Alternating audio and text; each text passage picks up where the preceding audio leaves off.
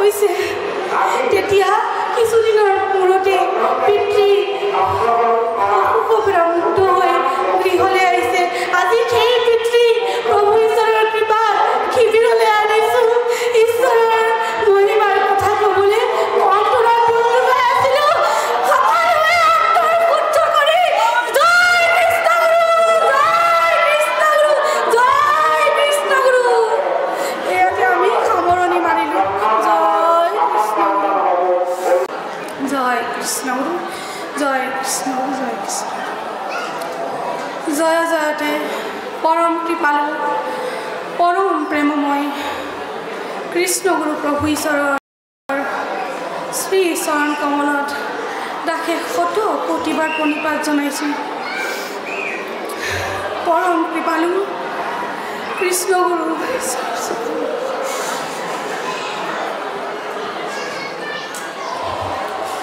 প্ৰেমময় গুৰু কৃষ্ণ প্ৰভুৰ শ্ৰী চৰণত দাসে শত কোটিবাৰ প্ৰণিপাত জনাইছোঁ। আৰু আমাৰ মঞ্চত উপস্থিত সমূহ একান্ত ভকত ভক্তা আৰু শিবিৰত উপস্থিত সকলো প্ৰভু ঈশ্বৰৰ একান্ত ভকত ভক্তাৰ শ্ৰীচৰণত দাসে বাৰম্বাৰ সহস্ৰ কোটিবাৰ প্ৰণিপাত জনাইছোঁ। লগতে আজি এই সভাত নিজা কৃষ্ণগুৰু ঈশ্বৰৰ পৰম কৃপাৰ কথা কওঁতে বহুতো অপৰাধ হ'ব। সেই অপৰাধৰ কাৰণে এই দাসে মূৰ দোৱাই কৃষ্ণগুৰু প্ৰভুৰ শ্ৰীচৰণত আৰু ভক্তাৰ শ্ৰীচৰণত ক্ষমা ভিক্ষা মাগিছোঁ। জয় কৃষ্ণগুৰু। আমি এদিনৰ কথা ক'ব ওলাইছোঁ। আমাৰ পিতৃ বহুদিনৰ ধৰি প্ৰভু ঈশ্বৰৰ আমাৰ পিতৃ বহুদিন ধৰি অসুখত বহুত কষ্ট পাই আছিলে। কষ্ট পাই থাকোঁতে থাকোঁতে ঈশ্বৰৰ ঔষধ খাওঁতে খাওঁতে তথাপিতো চলি আছিলে। এদিনাখন কি হ'ল, ৰাতিপুৱাই তেওঁ বিচনাতে শুই থাকে, তেওঁ উঠিবও নোৱাৰে। এদিনাখন ৰাতিপুৱা মায়ে তেওঁক গাখীৰ দিছে, তেওঁ সকলোবোৰ খাব নোৱাৰে, সেইকাৰণে মায়ে তাক গাখীৰ দিছে। গাখীৰটো খোৱাৰ লগে লগে তেওঁ বমি কৰি তেখেতে কি দেখিলে বা খিৰিকীলৈ চালে, চাই চাই এনেকৈ কৰিলে, এনেকৈ কৰিলে, মুখখন বেকা বেকি কৰিলে। তেতিয়া আমিতো গমকেই নাপালোঁ। সিফালে চাই গোটেইটো ইমান কুকুৰি হৈ গ'ল, এনেকুৱা হৈ গ'ল। তেতিয়া বিচনাত এনেকৈ হৈ চকুটো এনেকৈ মুঠি পৰি গ'ল বিচনাত। তেতিয়া তেখেতৰ চিঞৰটো আৰু যাওঁ যাওঁ হৈ গ'ল। এটা উশাহে মাত্ৰ মাথো আছিলে। তেতিয়া সকলোবোৰ আমাৰ গাঁৱৰ সকলোবোৰ আহিছে, সকলোবোৰে চাবৰ কাৰণে আহিছে যে তেখেতৰ মাত্ৰ এটা উশাহে আছে। তেখেতৰ নাথাকে, আমাৰ তাততো গোষ্ঠী থাকে। গোষ্ঠীটো সকলোবোৰে চাবলৈ আহে যেন গোষ্ঠীত মানুহ মৰিলে বহুত সময় তেখেতলোকে সিদ্ধ খাব নোৱাৰিব। তেখেতলোকে চাব আহিছে।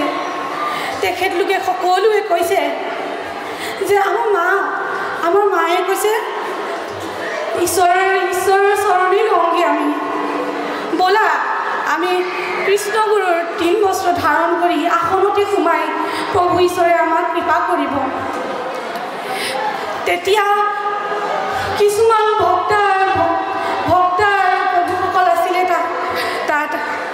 তেতিয়া তেওঁলোকে কৈছে, শুনি অন্তিম বচন কৈ আছে, তোমালোকে লোৱাহি, তোমালোকে তোমাৰ পিতৃ আৰু স্বামীৰ অন্তিম বচনবোৰ লোৱাহি আৰু তো নাপাবা। তেতিয়া আমি কাৰোলৈ ধ্যান নকৰি, প্ৰভু ঈশ্বৰৰ বাক্য আছে যে নামটোৱে আমাৰ মহা ঔষধ। নাম খালে, নামটো লৈয়ে থাকিলে আমাৰ আৰু ঔষধ খাবৰ একো প্ৰয়োজনেই নাই। তেতিয়া আমি আমাৰ ভাগৱতত আমাৰ প্ৰভু এজন তেতিয়া আমি ফোন নাম্বাৰটো ল'লোঁ, ভাগৱতত ল'লোঁ। মই সেইদিনা গা ধোৱা নাছিলোঁ, ইফালেদি বিছনাত পিতৃ পৰি আছে, একোকে ক'ব নোৱাৰে, উহা যাওঁ যাওঁ। এফালে মাতৃ প্ৰভু ঈশ্বৰৰ শ্ৰীচৰণত আষ্টাংগে পৰি সেৱা জনাই আছে। মোক তেখেতে ক'লে, মা আছোন, প্ৰভু ঈশ্বৰকে আমি মাতিব লাগিব। তেতিয়া প্ৰভু ঈশ্বৰলৈ আমি ফোন কৰিলোঁ। প্ৰভু ঈশ্বৰ ইমান কৃপাময়, ইমান দয়াময় যে দুখৰ সময়ত প্ৰভু ঈশ্বৰে তেওঁৰ ভকতক কেতিয়াও লগ নেৰে। আমাকো আমাৰ কিনো ভক্তি, একোকেই ভক্তি নাই, আমি অভাগী, আমাৰ ভক্তি নাই। তথাপিতো প্ৰভু ঈশ্বৰে এবাৰ যে ফোন কৰিলোঁ, প্ৰভু ঈশ্বৰে উঠালে। প্ৰভু ঈশ্বৰে ইমান যে ঘৰখনত আমাৰ ইমান ধুমুহা হৈ আছিল যে প্ৰভু ঈশ্বৰৰ ফোনটো লগাৰ পাছত মই একোকে শুনি নাই পোৱা।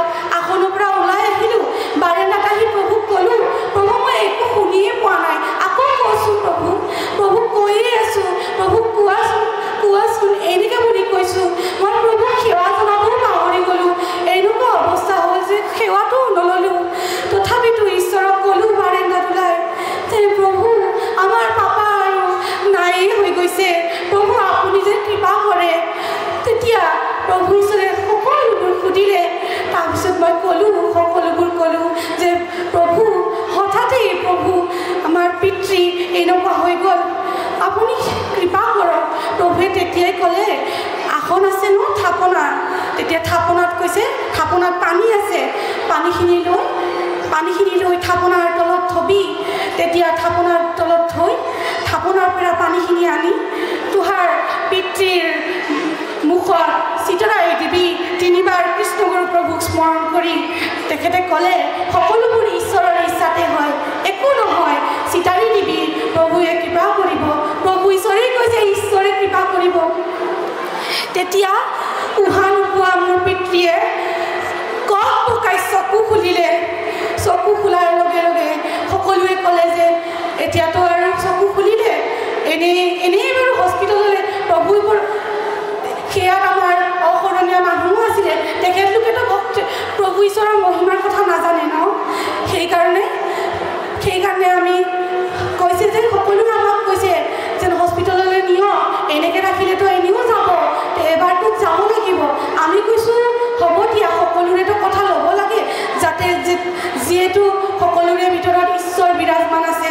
তেতিয়া আমি এনেই আৰু লৈ ল'লোঁ। তাৰ পাছত হস্পিটেললৈ নিয়া হ'ল, ওচৰৰ কাষতে নিয়া হ'ল। কাৰণটো হৈছে কি, জীৱ প্ৰাণ যাহে লাগে, দূৰলৈ নিলে আৰু পাব জানো, এনেকৈ বুলি ভাবিলে। তে নিয়াও হ'ল। প্ৰভু ঈশ্বৰৰ বাক্য মইতো ভাবি আছোঁ, প্ৰভু ঈশ্বৰে কৈছে তোৰ পিতৃ মাতৃক সকলোকে কৈছে পিতৃ মাতৃক শ্ৰদ্ধা ভক্তি কৰিবি। তেতিয়া মই ভাবিলোঁ আমাৰ গৃহৰ ওচৰতে কাষতেই চক্ৰটো আছে আমাৰ। তেতিয়া মই চক্ৰৰ কাষত গৈ আষ্টাংগে পৰিলোঁ, প্ৰভুক ক'লোঁ, তুমিয়েই দিছা পিতা, তুমিয়েই দিছা মাতা, তুমিয়েই কৃপা কৰিবা, তোমাৰ ওপৰতে সকলো সমৰ্পণ কৰিলোঁ। তেতিয়া খন্তেক পাছতে মই আকৌ খবৰটো লোৱা নাই দিয়ক।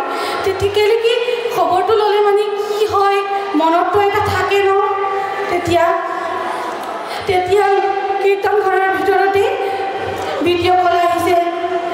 যিজন মানুহ প্ৰাণ যাই লাগে, সেইজন মানুহ নিজেই বহি ভিডিঅ' কল কৰি কৈছে, মা মই ঠিক হৈ আছোঁ, তুমি নাকান্দিবা কৈ নিজৰ চকুৰ আশ্ৰু বোৱাই দিছে। আকৌ এনেকৈ হ'লতো হ'ল। পিছত কি হ'ল কি, আহিলে প্ৰভু ঈশ্বৰ আমাৰ পিতৃ গৃহলৈ অনা হ'ল। গৃহলৈ অনাৰ পাছত খন্তেক সময়লৈকে বহুত ভালেই আছিলে। তথাপি কি হ'ল, ৰাতি এনেকুৱা হৈছে যে আমি চায়েই থকা লগা হৈছে। চকুটো মুতি থাকে, অ' পাপা বুলি মাতোঁ, কিন্তু একোকেই জবাব দি দিয়ে। তেতিয়া আকৌ কি হ'ল, সিদিনা আকৌ কি আছিলে জানা, আদিগুৰু দিৱস আছিলে, যিদিনাখন আকৌ পিতৃক হস্পিটেললৈ নিয়া হ'ল। কেনে আমাৰ দুৰ্ভাগ্য হৈছিল যেন আদিগুৰু দিৱসৰ দিনা আমাৰ পিতৃ মাতৃ আমাক থৈ গুচি গৈছিলে হস্পিটেললৈ।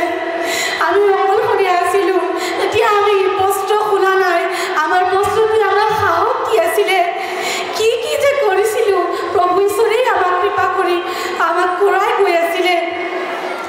তেতিয়া আমি আসনতেই নাম জপ লৈ আছিলোঁ। আমাৰ চক্ৰত বহু ৰাইখিনিয়ে ক'লে, তেখেতলোকে ক'লে যে তুমি নাম জপতে থাকা, নাম জপত থাকিলেই সমস্ত হ'ব। মই নাম জপতে বস্ত্ৰ নুখুলি দিনে ৰাতিয়ে চাকিৰ তেল শেষ হ'বলৈ নিদিলোঁ, এনেকৈ কৰিলোঁ। তাৰপাছত আকৌ মায়ে ফোন কৰিছে ৰাতি, যেন কৈছে তোমাৰ পিতৃক ICUত ভৰ্তি কৰা হৈছে। আকৌ কৈছে তুমি ফোন কৰাচোন প্ৰভুলৈ, প্ৰভুক কোৱাচোন ICUলৈ নিয়া হৈছে, তেখেতে কৃপা কৰিব। মই আকৌ প্ৰভু ঈশ্বৰক স্মৰণ কৰি, প্ৰভু ঈশ্বৰক হৃদয়তে স্থিতি কৰি প্ৰভু ঈশ্বৰক ফোনটো কৰিলোঁ। সাষ্টাংগে পৰি প্ৰভু ঈশ্বৰক ক'লোঁ, প্ৰভু আমাৰ পিতৃক হস্পিটেললৈ নিয়া হৈছে, হস্পিটেললৈ নিয়া হৈছে। আকৌ এটা কথা ক'বলৈ পাহৰিলোঁ। তেতিয়া প্ৰভু ঈশ্বৰে কি কৰিলে জানে? প্ৰভু ঈশ্বৰে অন্য এটা ফোন নম্বৰত আমাক ফোন কৰিছে, যোনটো ফোনেৰে আমি এদিনো প্ৰভু ঈশ্বৰলৈ ফোনেই কৰা নাই। প্ৰভুৱে কৈছে, তেতিয়া আমাৰ বৰমা ঘৰত আছিল, প্ৰভু বৰমা ঘৰত আছিল আৰু প্ৰভু ঈশ্বৰে ফোন কৰিছে। নম্বৰটোতো আমাৰ তাত নায়েই আৰু প্ৰভু ঈশ্বৰৰ নম্বৰটো ছেভো নাই আৰু আমাৰ সেই মোবাইলটোতে আমি প্ৰভু ফোনো কৰা নাই। তেতিয়া ফোন কৰিছে, যেতিয়া আমিতো মোবাইল ল'বই পৰা নাই, আসনতে সোমাই আছোঁ। তেতিয়া আমাৰ বৰমা এগৰাকীয়ে উঠালে ফোনটো। তেতিয়া প্ৰভুৱে ক'লে, কি হ'ল ভকতজনৰ, কি হ'লনো ভকতজনৰ কি হ'ল? তেতিয়া বৰমাই বুজিবগৈ নোৱাৰিলে যে প্ৰভুৱে ফোন কৰিছে।